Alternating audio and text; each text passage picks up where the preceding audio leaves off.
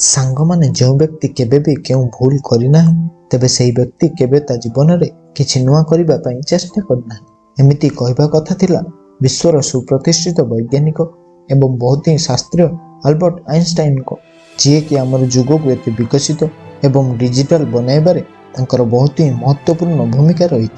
से जटिलतार सिद्धांत एवं दिव्यमान शक्तिर संरक्षण पई से विख्यात अटंती। यही फर्मुलार व्यवहार मुख्यतः एटॉमिक बम तैयारी करिबारे व्यवहार करा जायता, जोंथिपाई तांको फिजिक्स रे नोबेल पुरस्कार रे मध्य सम्मानित करा जायतिले। तबे चलंतु सांग माने आजिर ए वीडियो रे आमे जानिबा तांकर पिला बेलर स्मृति को भल भाबरे जानिबा को चेष्टा करिबा। आइंस्टाइन को जन्म 14 मार्च 1879 रे जर्मनी रो यूआईएम शहर रे होइतिला। तांको बापांकर नाम हर्मल आइंस्टाइन थिला, जे कि पेशार जने इंजीनियर एवं सेल्समैन थिले। जेतेबेले आइंस्टाइन जन्म होइतिले सेतेबेले तांकर मुंड तांको शरीर तुलना रे बहुत बड़ थिला। प्रथम से अन्य छोट पिलांको ठारू भिन्न थिले। से छोट पिला भली बिल्कुल दुष्टामी करनथिले एवं पूरा शांत स्वभाव रे थिले। सांग माने छुआ जन्म हेबार वर्षे किंबा 1.5 वर्ष मध्य कथा कहबा आरंभ करिथान, किंतु आइंस्टाइन को कथा कहबारे 4 वर्ष लागितिले एवं पाखापाखि 9 वर्ष पर्यंत से भलरे कथा मध्य कहि पारि नथिले। तेणु तांको बापा मां तांको भविष्यत को नै बहुत चिंतित थिले जे से भविष्यत रे कोन करिवे। आइंस्टाइन को तांको बयसर पिलांको सहित खेलबा मध्य पसंद नथिला। से निजर किछि अलग दुनिया सृष्टि करथिले। तांको सर्वदा रविवार अपेक्षा रहुथिला, कारण प्रत्येक रविवार तांको बापा तांको केउ भी नूतन स्थान को बुलाइबा को नेउथिले एवं सेठारे बसी आइंस्टाइन गछपत्र एवं एही ब्रह्मांड विषय रे चिंता करुथिले एवं तांको मन रे सर्वदा एही कथा चलुथाय जे प्रकृत रे एही दुनिया केमिति चलुथाय। निजर शारीरिक अक्षमता एवं कथा न कहि पारुथबा कारणरु से स्कूल पाठपढ़ा बहुत लेट रे आरंभ करिथिले। तांको स्कूल गोटे जेल भली लागुथिला। से मानुथिले जे स्कूल गोटे एमिति जगह जोंटी किछि भी स्वाधीन न था।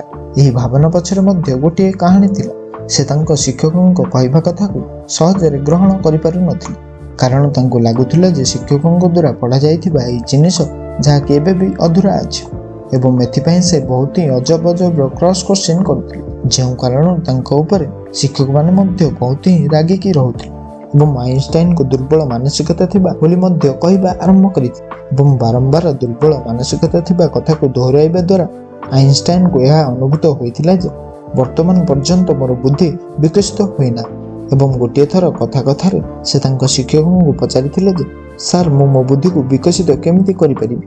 तेबे तांको शिक्षक गोटे लाइन रे कहिथिले जे अभ्यास ही सफलतार मूल मंत्र अटे। शिक्षकंको एही कथा को आइंस्टाइन मन रखिथिले एवं गोटे दृढ़ निर्णय नेले जे अभ्यास बल रे ही मो जीवन में सफल होई परिबि। या पर तो तांकर जीवन संपूर्ण बदली गला एवं तांकर कठिन परिश्रम एवं अभ्यास बल रे से मैथ एवं फिजिक्स रे दक्षता हासिल करथिले। या पर से बहुत सारा अद्भुत जिनिस आविष्कार करथिले, जेमिति कि जटिलतार सिद्धांत, दिव्यमान शक्ति, theory of relativity, gas observation heat pump एवं आइंस्टाइन रेफ्रिजरेटर। आज आम घरे बसी जो इंटरनेट रो व्यवहार करुछन सेथिरे मध्य अल्बर्ट आइंस्टाइन को बहुत ही बड़ अवदान रही एवं से देखाई देले जे गोटे दुर्बल मानसिकता थिबा व्यक्ति मध्य निजर परिश्रम, साहस एवं निरंतर चेष्टा द्वारा से ही संसार रे किछि भी हासिल करि परिबे। अल्बर्ट आइंस्टाइन निज मन रे ही पूरा रिसर्च को चिंता करी पूरा प्लान रे सृष्टि करि देउथिले, जहा कि तांको लैबोरेटरी रे प्रयोग करिबा पई सबुठु सठिक होउथिला।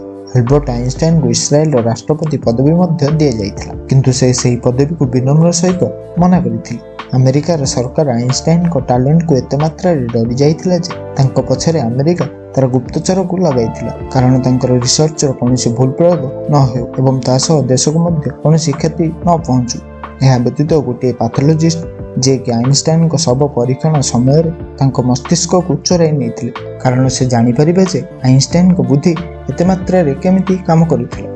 अल्बर्ट आइंस्टाइन मानव समाज रो भलो एवं मनुष्यर जीवन अधिक सफल करिबा पई से तांको पूरे जीवन समर्पण करिथिले एवं 18 एप्रिल 1955 को 76 वर्ष बयस रे से ही दुनिया रो विदाय नेथिले। सांग माने ये तो थिला अल्बर्ट आइंस्टाइन को जीवन कहानी विषय। आशा करूछि ए वीडियोटी आपन को पसंद लागिथियो। ए भली वीडियो आगो को देखिबा को हेले आपण हम चैनल को सब्सक्राइब करनु। आपन को बहुमूल्य समय देथिबार धन्यवाद।